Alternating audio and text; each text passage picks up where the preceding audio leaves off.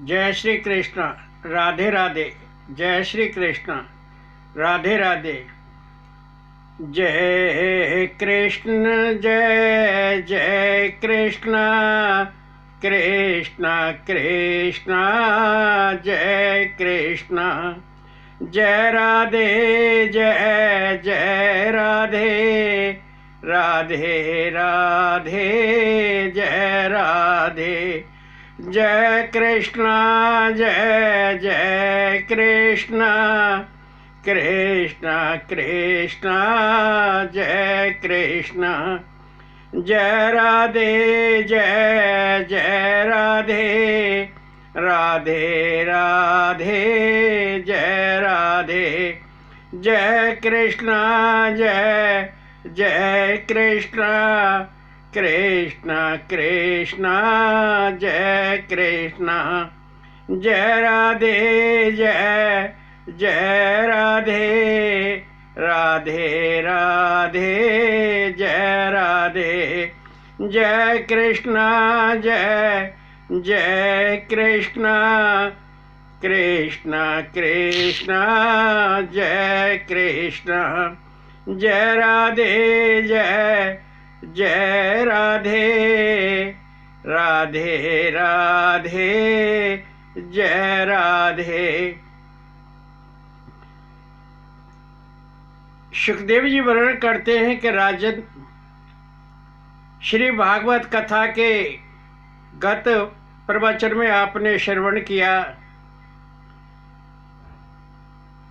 कर्दम तप, देवहूति विवाह, भगवान कपिलो उपदेश और अधोगति। जीव की अधोगति किस प्रकार होती है, प्राणी की अधोगति किस प्रकार होती है। आज आपको बड़ी दिव्य कथा का पारायण कराते हैं, ध्यान पूर्वक श्रवण कीजिए। भगवान कपिल ने कहा कि माते, मनुष्य योनि पाना बड़ा दुर्लभ है। पिछले जन्म में किए पाप और पुण्यों के आधार पर भगवत कृपा से मनुष्य योनि प्राप्त होती है। बिना भगवत कृपा के मनुष्य योनि प्राप्त नहीं होती है।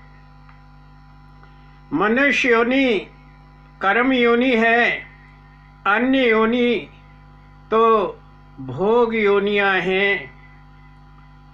श्री भागवत में वर्णन किया गया है कि 84 लाख योनियां हैं।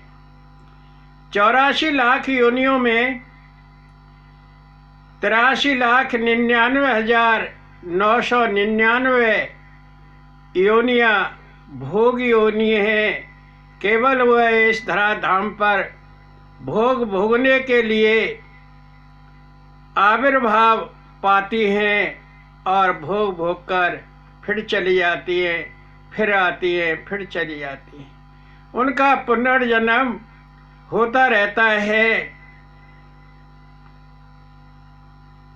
मनुष्य योनि ही एक ऐसी योनि है जो कर्म करती है, शास्त्र विहित कर्म करती है और मोक्ष को प्राप्त होती है, क्योंकि उसके अंदर विवेक है।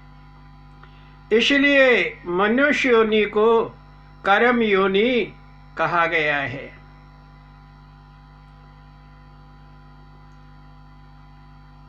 क्रिया शक्ति अर्थात प्राण और ज्ञान शक्ति अर्थात बुद्धि सब जीवों के अंदर विद्यमान है, सब जीवों में होती है। परंतु मनुष्य योनि ही एक ऐसी योनि है जिसके अंत में विवेक होता है और विवेक को जगाने के लिए कोई संत हो तो वह मनुष्य मोक्ष को प्राप्त हो जाता है। उसे कोई सद्गुरु मिल जाए उसे कोई सत्पुरुष मिल जाए तो मनुष्य मोक्ष को प्राप्त हो जाता है, उसका भगवान से साक्षात्कार हो जाता है। सुखदेव जी वर्णन करते हैं कि राजन, पुरुष स्त्री के संसर्ग द्वारा जो वीर्य कर बच जाते हैं, वे वीर्य कर स्त्री के गर्भाशय में स्थापित हो जाते हैं और एक रात में कलल बन जाते हैं, अंडा का रूप धारण कर लेते हैं। 5 रात में बुद्ध रूप धारण कर लेते हैं और 10 रात में कठोर बेर के समान हो जाते हैं। 1 मास में झिल्ली सिर निकल आते हैं और 2 मास में हाथ पैर आदि निकल आते हैं। सुखदेव जी वर्णन करते हैं कि राजन, 3रे मास में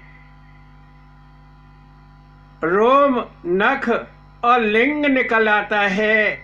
लिंग का अर्थ है कि वो स्त्रीलिंग है या पुल्लिंग है। यदि 3रे मास में गर्भस्थ शिशु का पता लगाया जाए कि वह स्त्री रूप है या पुरुष रूप है, तो 3रे मास में पता लग जाता है, क्योंकि वह लिंग धारण कर लेता है। 4थे मास में मास आदि प्रो जाता है और 5वें मास में उस गर्भस्थ शिशु को भूख प्यास लगने लगती है। 6वें मास में उसके ऊपर जराइज लिपट जाती है, जेर लिपट जाती है, खैनी लिपट जाती है और वह दाई कोख में घूमने फिरने लगता है, घूमता है, मल मूत्र में पड़ा रहता है। कीड़े मकोड़े उसे नोचते रहते हैं। तब वह भगवान को याद करता है, जन्मों के कर्मों को याद करता है। 7वें मास में भगवान उसे ज्ञान शक्ति देते हैं और वह उस ज्ञान शक्ति के द्वारा भगवान की स्तुति करने लगता है। 8वें 9वें मास में वह गर्भस्थ कहता है कि प्रभु, मुझे ठीक ही गति प्राप्त हुई है। मैं बड़ा अधम था, मैंने बड़े बड़े अनेक पाप किए। प्रभु, अब मैं आपकी शरण में हूँ। मैं बड़ा संतप्त हूँ, दुखी हूँ, पीड़ित हूँ, मुझे यहाँ से निकालिए प्रभु। प्रभु, मैं बार बार आपसे विनयान्वित हूँ, मुझे यहाँ से निकालिए। मैं आपको याद रखूँगा, आपका स्मरण करूँगा, आपका नामोच्चारण करता रहूँगा। प्रभु, आप मुझे यहाँ से निकालिए। 10वें मास में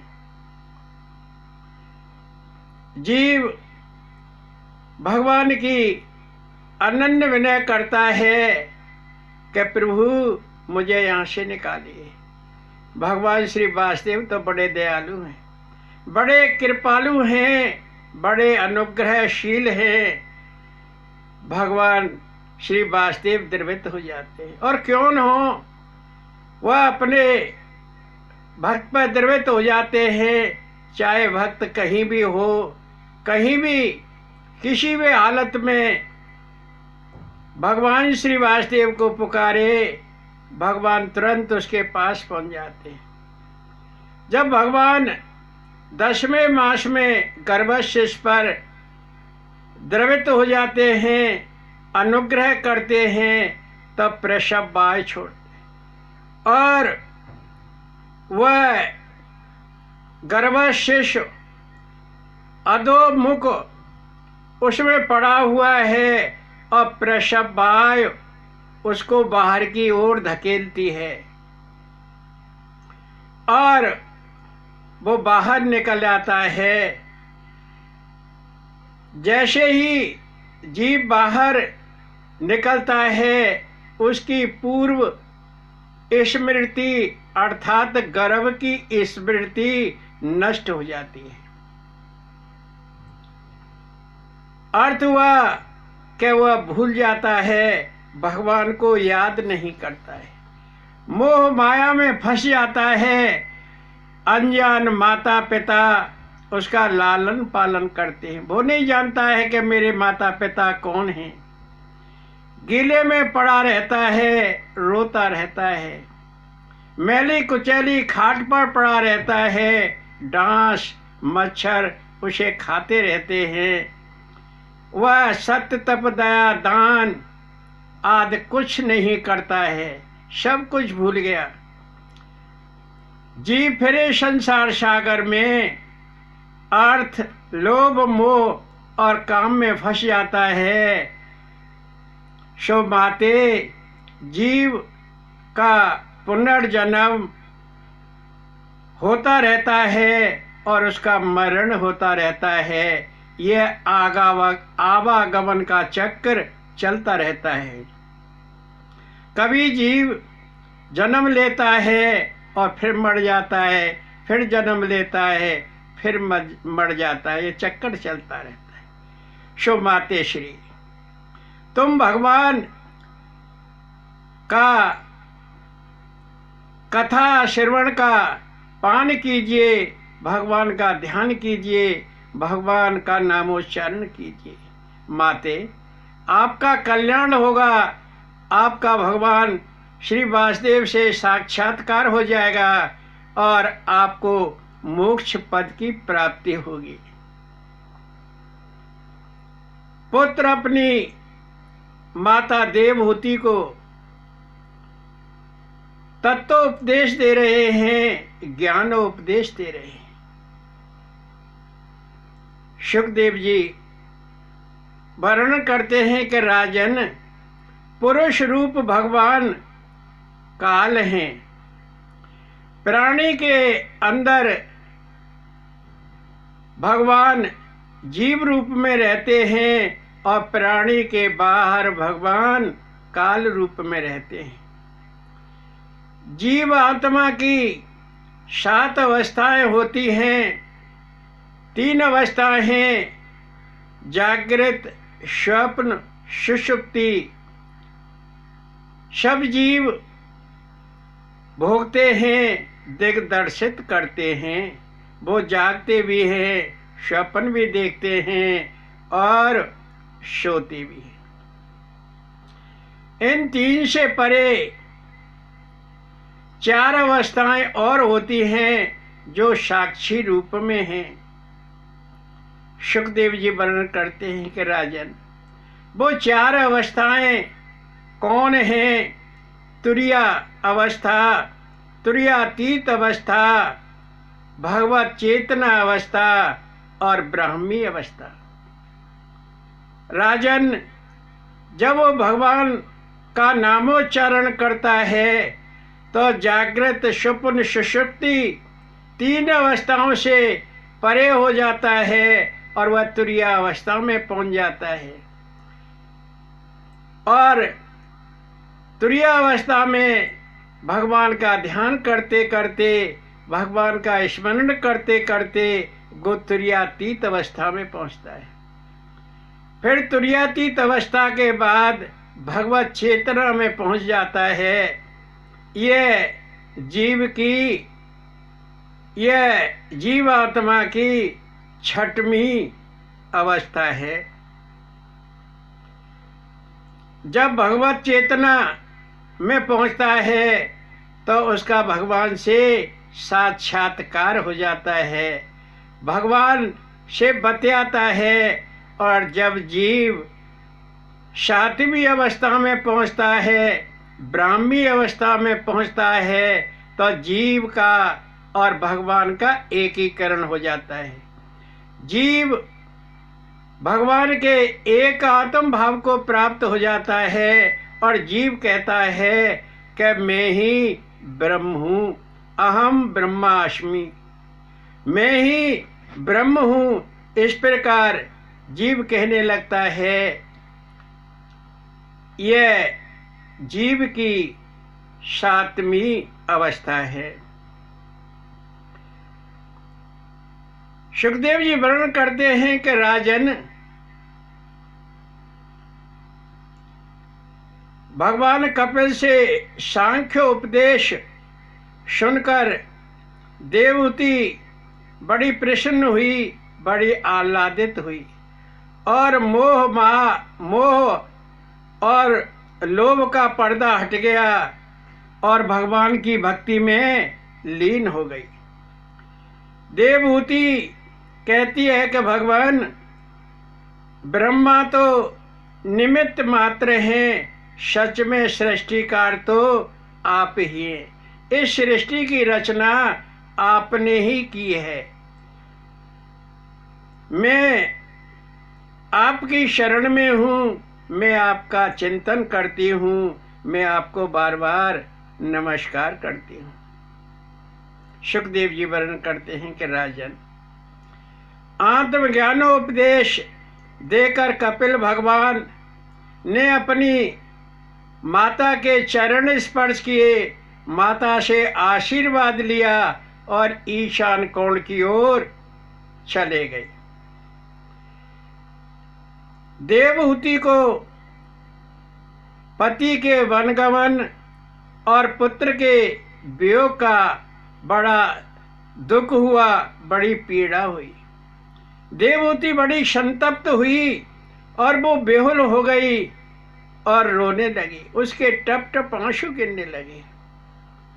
भगवान कपिल ने देखा कि मेरी माँ रो रही है, मैं अपनी माँ को छोड़कर चला आया।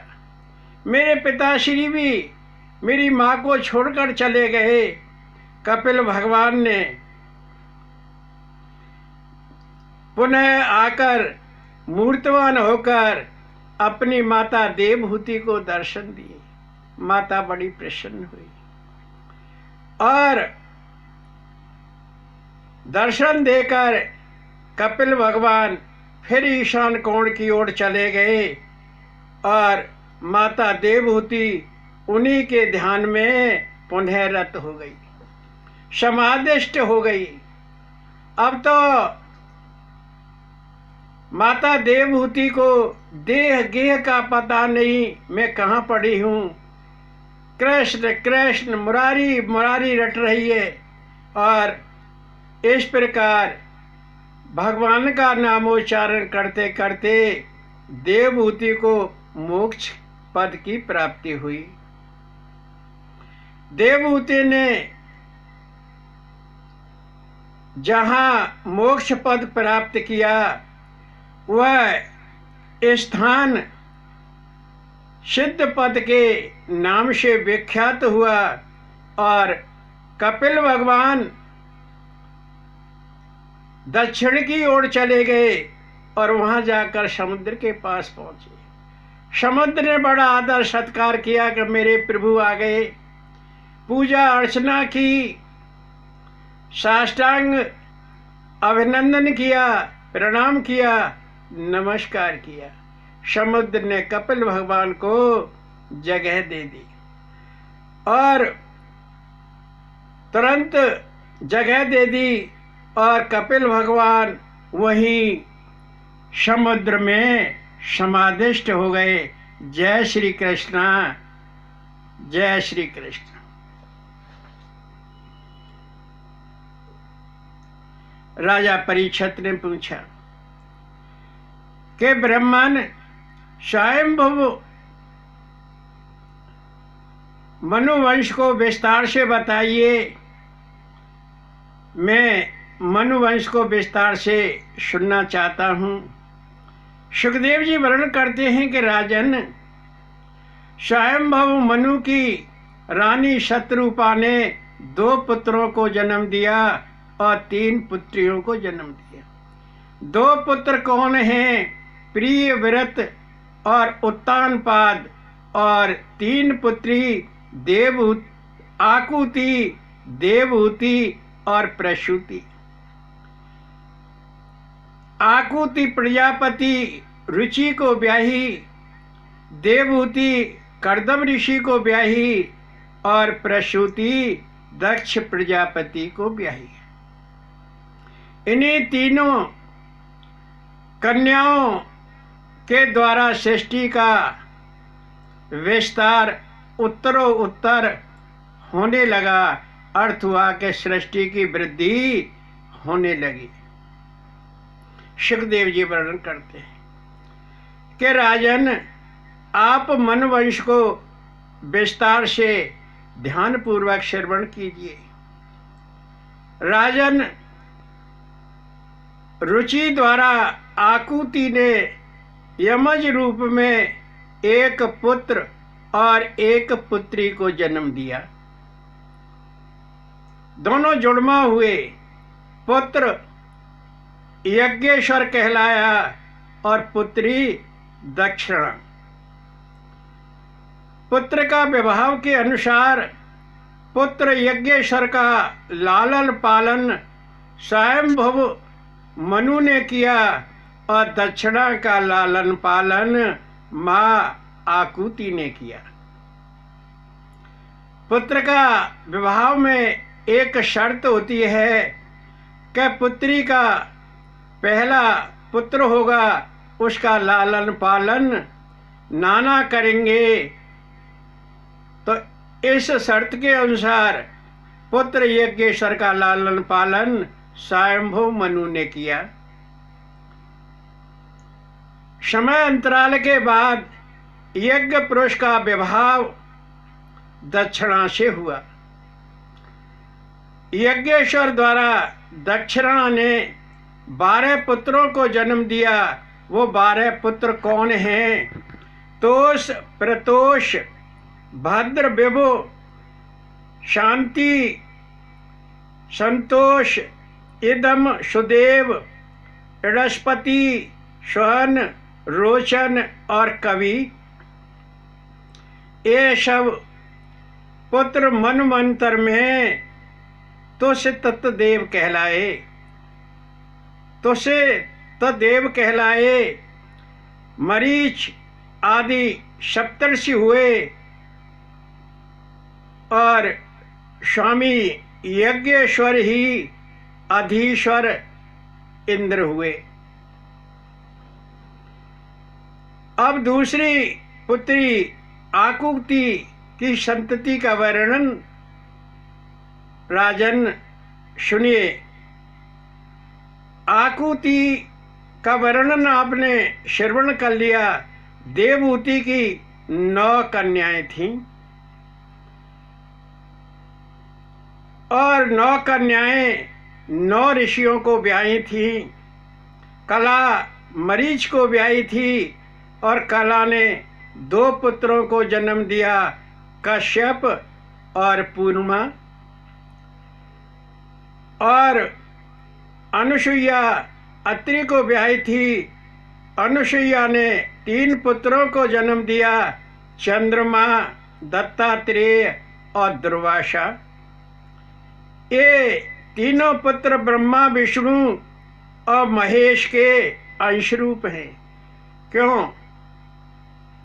क्योंकि अत्रि ने सृष्टि की अभिवृद्धि करने के लिए 100 वर्ष तक तप किया था। उस तप में तीनों देव ब्रह्मा, विष्णु और महेश का भी स्मरण किया था, उनका भी ध्यान किया था, नामोच्चारण किया था। जब अत्रि की तपस्या से तीनों देव प्रसन्न हो गए तो अत्रि के पास पहुंचे। कहने लगे कि ऋषिवर, हम आपकी तपस्या से बड़े प्रसन्न हैं। आपने हम तीनों का नामोच्चारण किया है, हमको याद किया है। हम आपको आशीर्वाद देते हैं कि हमारे तीनों के अंश रूप आपके 3 पुत्र होंगे। सो इसलिए ये तीनों पुत्र चंद्रमा, दत्तात्रेय और दुर्वासा ब्रह्मा, विष्णु और महेश के अंश रूप हैं। सुखदेव जी वर्णन करते हैं कि राजन, श्रद्धा अंगिरा को ब्याही थी और श्रद्धा ने 2 पुत्रों को जन्म दिया था, उतथ और बृहस्पति। हविर्भू पुलस्त को ब्याही थी और हविर्भू ने 2 पुत्रों को जन्म दिया था, अगस्त और विश्रवा। विश्रवा की 2 पत्नी थी। पहली पत्नी इड़बिड़ा ने कुबेर को जन्म दिया और दूसरी पत्नी केशिनी ने रावण, कुंभकर्ण और विभीषण को जन्म दिया। देवहूति की 5वीं पुत्री ख्याति भृगु को ब्याही थी और ख्याति ने 3 पुत्रों को जन्म दिया, धाता, विधाता और कवि, और 1 कन्या जन्मी। धाता की पत्नी आयति, जो मुनि मेर की पुत्री है, और आयति ने 1 पुत्र को जन्म दिया जो मृकंड कहलाया, और मृकंड का पुत्र मार्केंड जन्मा। सुखदेव जी वर्णन करते हैं कि राजन, कवि का पुत्र शुक्राचार्य जन्मा। शुक्राचार्य भृगु के पौत्र हैं और देवहूति की 6वीं पुत्री शांति, जिसे चित्तीवी कहते हैं, वह अथर्व मुनि को ब्याही थी और उसने दधीच नामक पुत्र को जन्म दिया था। दधीच को अश्वश्रा के नाम से भी पुकारा जाता है। देवहूति की 7वीं पुत्री गति पुलह को ब्याही थी और उसने 3 पुत्रों को जन्म दिया, कर्म श्रेष्ठ, बरियान और सहिष्णु। देवहूति की 8वीं पुत्री क्रिया क्रतु को ब्याही थी और क्रिया ने 60,000 पुत्रों को जन्म दिया, जैसे बाल, खिल्ले आदि। और 9वीं पुत्री अरुंधति महर्षि वशिष्ठ को ब्याही थी और अरुंधति को उड़िया भी कहते हैं। उसने 7 पुत्रों को जन्म दिया। वो 7 पुत्र कौन हैं? चित्रकेतु, सुरोच, बिरजा, मित्र, उलवण, वसु, भृद्यान और घुमान। सुखदेव जी वर्णन करते हैं कि राजन, आपको मनु की 2 पुत्रियों के संतान का वर्णन श्रवण करा दिया। अब तीसरी पुत्री प्रसूति की संतति का वर्णन श्रवण कीजिए।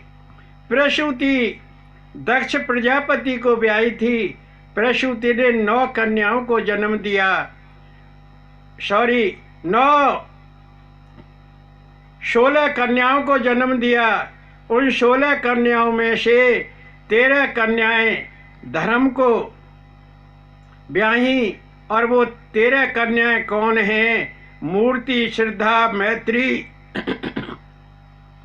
दया, शांति, तुष्टि, पुष्टि, क्रिया, उन्नति, बुद्धि, मेधा, तितिक्षा और हिरी। और 1 पुत्री स्वाहा अग्नि को ब्याही और एक पुत्री सुधा 4 पितृगणों को ब्याही और 16वीं पुत्री सती शिव को ब्याही। यह सती सबसे छोटी पुत्री है।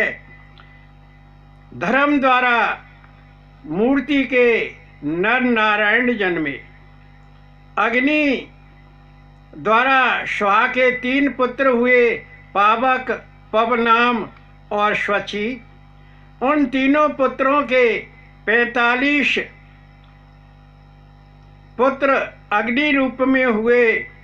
इस प्रकार 49 अग्नि हुए और ये 49 ही आग्नेय इष्टियाँ कहलाते हैं, जो हवन में दी हुई सामग्री का भक्षण करते हैं। सुधा जो 4 पितृगणों को ब्याही थी, उसने 2 पुत्रियों को जन्म दिया, धारिणी, वयुना, जिन्होंने ब्रह्म ज्ञान का उपदेश दिया।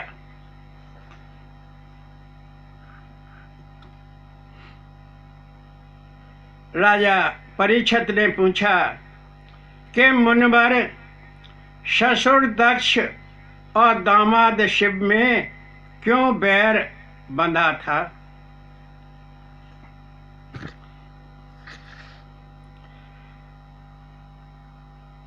गोविंद जय जय गोपाल जय जय, गोविंद जय जय गोपाल जय जय, राधा रमण हरि गोविंद जय जय, गोविंद जय जय गोपाल जय जय, गोविंद जय जय गोपाल जय जय, राधा रमण हरि गोविंद जय जय।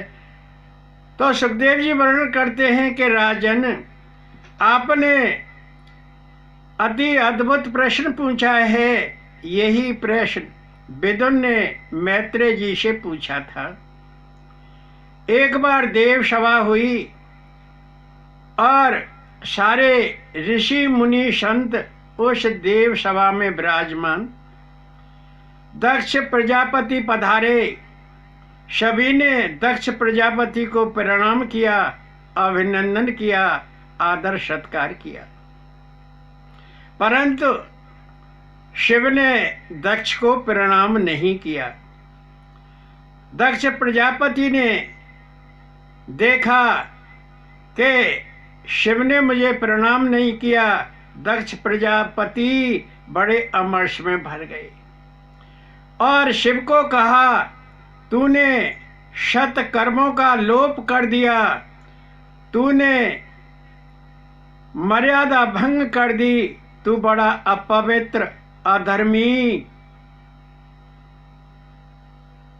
पुरुष है और शमशान में भूत प्रेतों की संगति में रहता है, पागल सा रहता है, नंगा धड़ंगा पड़ा रहता है, चिता की राख को अपने शरीर पर लपेट कर रहता है। तू तो नाम का शिव है, तू अशिव है, तमोगणी है, देवताओं में तू सबसे अधम है।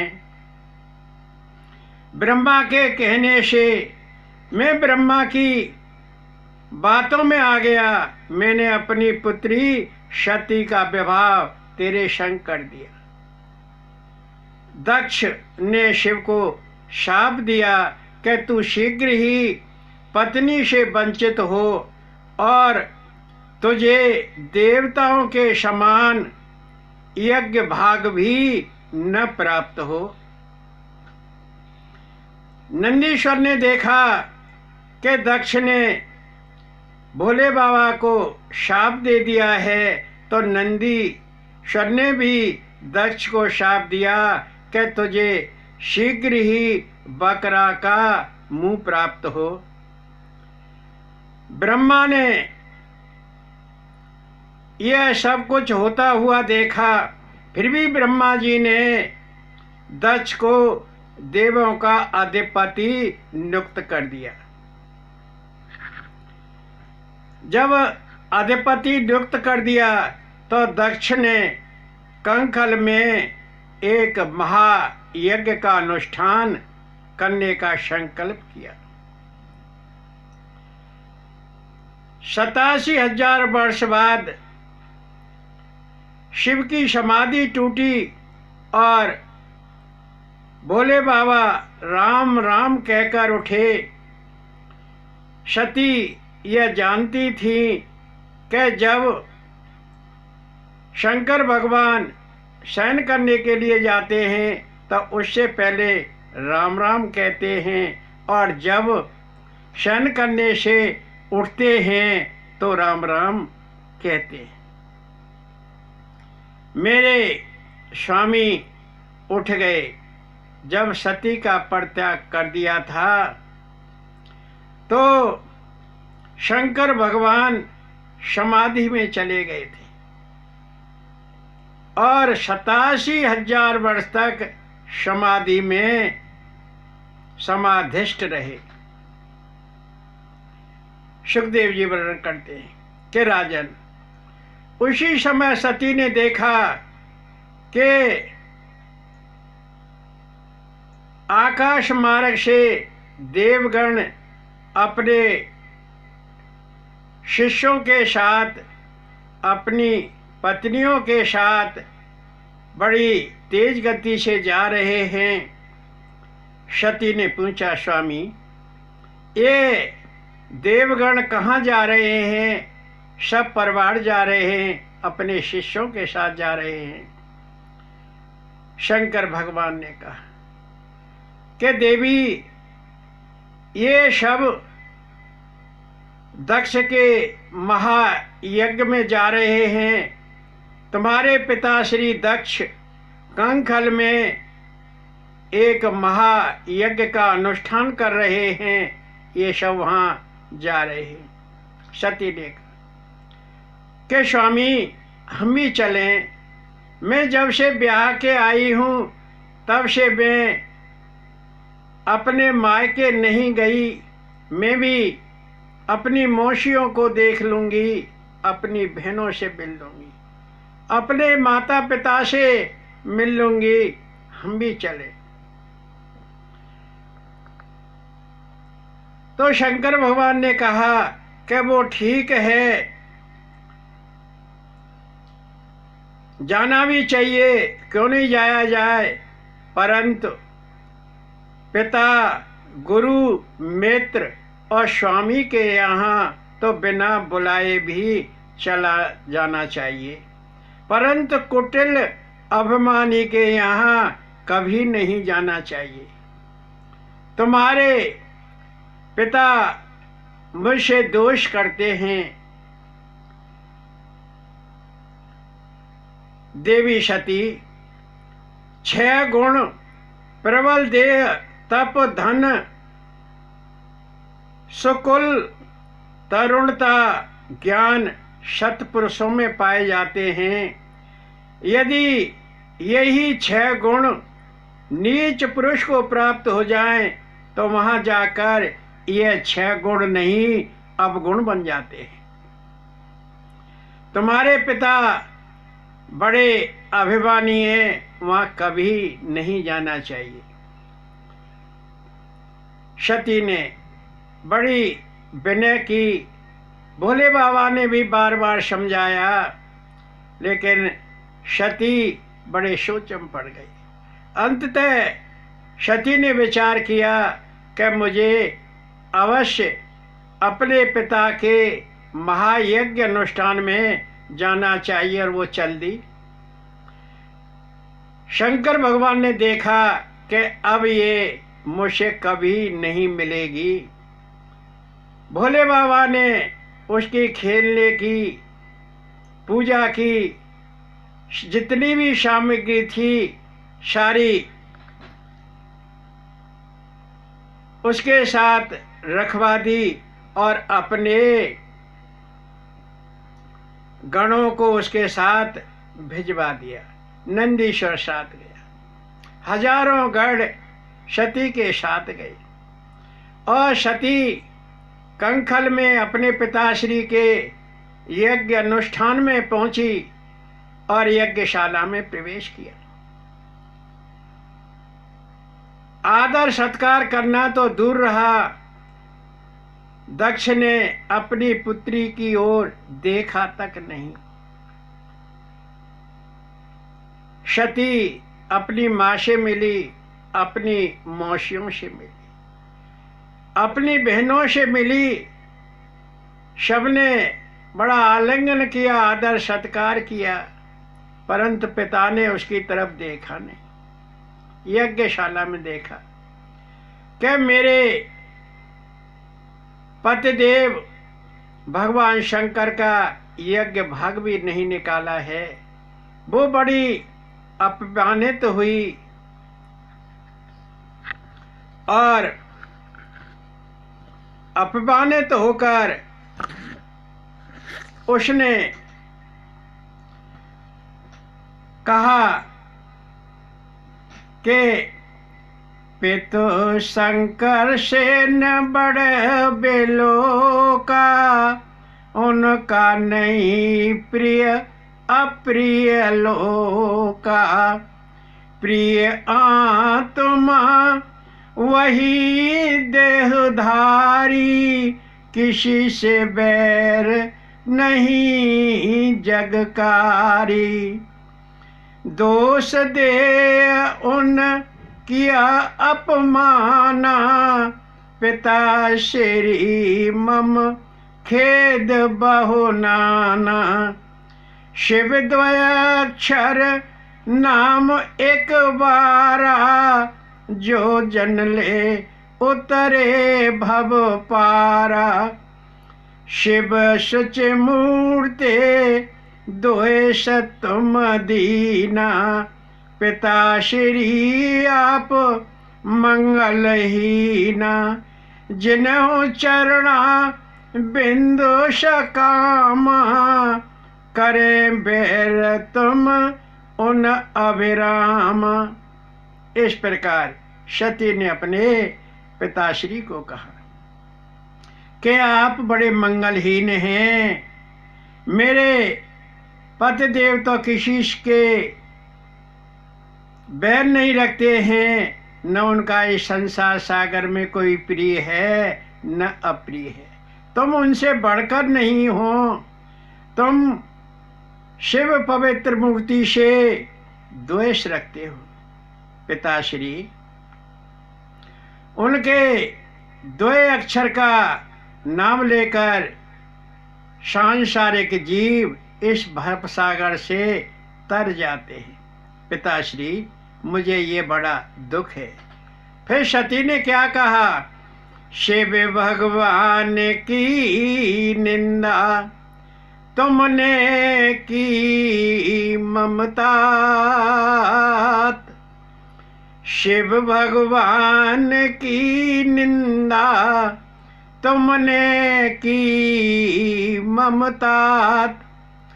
तुमसे उत्पन्न ये तन मुझे अब नहीं स्वात। सती ने कहा कि तात श्री, आप शिव भगवान से निंदा करते हो और तुमसे उत्पन्न मेरी ये देह है। तुम अभिमानी हो, मेरी देह भी अभिमानी देह से उत्पन्न है, इसलिए मुझे ये अच्छी नहीं लगती है।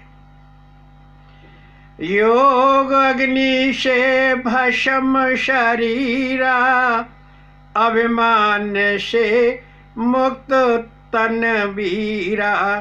सती देह त्याग शवागारा, नवथल जल चहु फैल प्रसारा।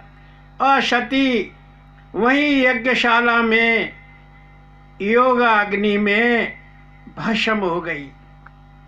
अभिमान से मुक्त हो गई। अब सती को कोई पीड़ा नहीं। सती ने अपनी देह को वहीं शवागार में त्याग दिया। चारों ओर नव थल जल, चारों ओर फैल गई ये बात कि सती ने अपनी देह त्याग दी। और जब शिवगणों को पता चला कि सती ने योगा अग्नि में अपने को भस्म कर दिया, शिवगणों ने यज्ञशाला में धावा बोल दिया।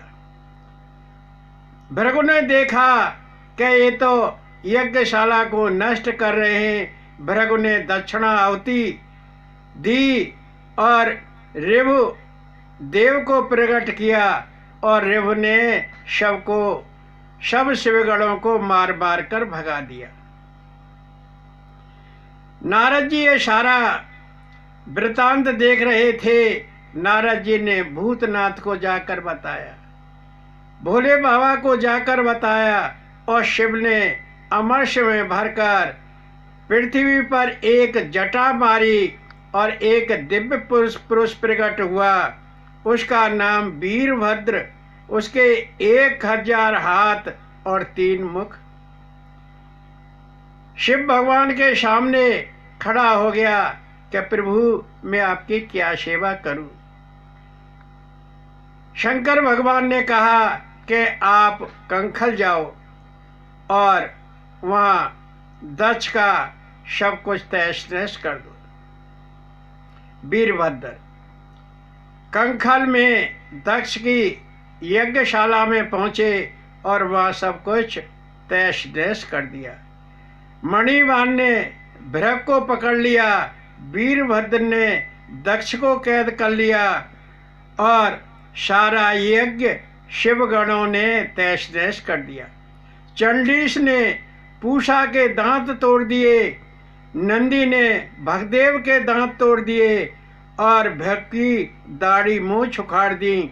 वीरभद्र ने दक्ष का सिर काटकर हवन में हवन कर दिया। सुखदेव जी वर्णन करते कि राजन सब देवता ब्रह्मा जी के पास गए और ब्रह्मा जी को सारा वृत्तांत कह सुनाया। ब्रह्मा जी ने कहा, देवो चंद्रमौली को 3 दुख हैं, दक्ष के दुर्वचन और यज्ञ का भाग उनके लिए न निकालना और सती का वियोग। तुमने महादेव का यज्ञ भाग नहीं निकाला, तुम जाकर शिव से क्षमा मांगो और वही आपका यज्ञ संपन्न कराएंगे, तुम्हारा कल्याण हो जाएगा।